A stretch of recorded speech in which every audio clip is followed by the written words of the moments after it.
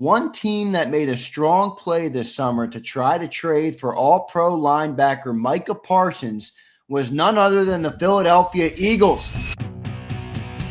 John, we've been waiting for this game, man, all offseason. We've talked every single day, getting through each moment, each grind, each period of the offseason, and now the game is officially upon us. We got plenty of good stuff to talk about in hour number 2. We'll take some super chats from the great people. But, John, something I got to hit you with before we go to the break, all right? Adam Schefter just put out a tweet, all right? I don't know if you saw it. He tweets, one team that made a strong play this summer to try to trade for all-pro linebacker Micah Parsons was none other than the Philadelphia Eagles, per league sources. The Eagles called the Cowboys to see if they could acquire Parsons and bring him back to Pennsylvania, but the Cowboys had no interest in trading Parsons in the division, especially to the defending Super Bowl champion Eagles, whom they open with tonight. Yeah, well, I've said that pretty consistently. Well, first of all, the Eagles love Micah Parsons. I've tried to tell people that for many years. They don't, and I almost wished it would happen. I said a couple times because I'd love to see the immediate turn in the fan base, but yeah, no surprise at all to me. The Eagles are, very cognizant of, and their, mentality is, pay good player, play great players. If you get a great player, then you pay them. Right. Now, the difficult decisions come with the Milton Williamses of the world, who are good players but not great players. Josh Sweats of the world, cap casualties, descending players. Really hasn't descended that much. Darius Slay, people like that. CJ, all the players they lost, basically, who are good players, but they're not game-changing players. They're great complements and great parts of a great team, but they're not those difference makers by themselves. Mike is one of those guys in their mind, has been for a long time. So no, it doesn't surprise me. Would have shifted what they had to do a lot because of the contract that would have had to be propped. But I also said there's no way, as bad as Jerry Jones has become, there's no way he was trading him to the Philadelphia Eagles. He's got some sense to him. I mean, there's no surprise that Howie makes a call on everybody, literally everybody, if it's just to gauge the market. Right. So it's easy to say then as a reporter, well, Howie checked in on, because he checks in on everything. So you're right.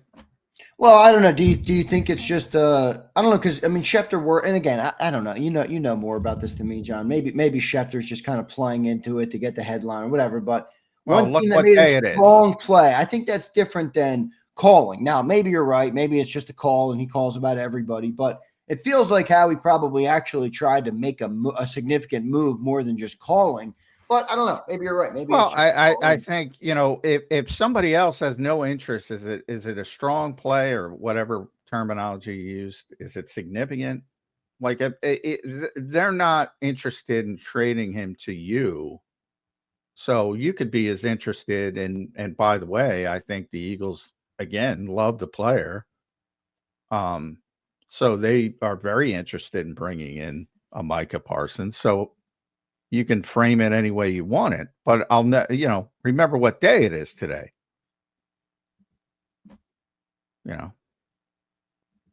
Eagles season opener. Yeah. Right. Could have put that out 3 days ago. Could have put it out 2 weeks ago. Could have put it out 2 months ago. So be cognizant of what day it is. No, I agree.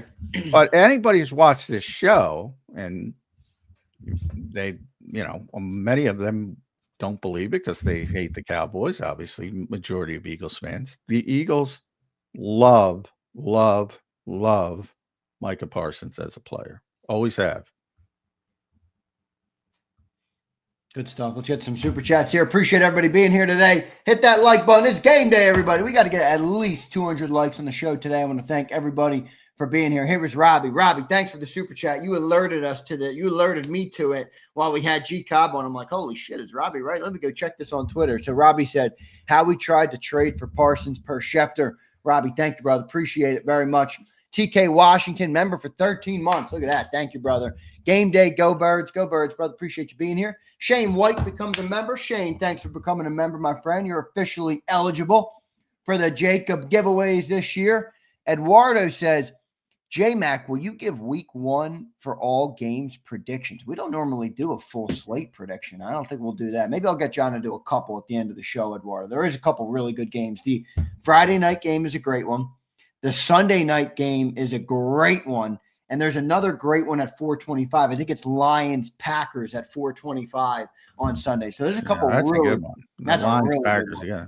That's Big fan of both clubs too. Sunday night, John, you have Bills and Ravens to open the season. That's a hell of a game in Buffalo. Yeah, good matchups. Yeah, good so matchups. a couple really good matchups here for week 1. So Eduardo, thank you for the super chat. Last one here. Prince Swayze says, J-Mac, I'm at Starbucks. Do you need anything?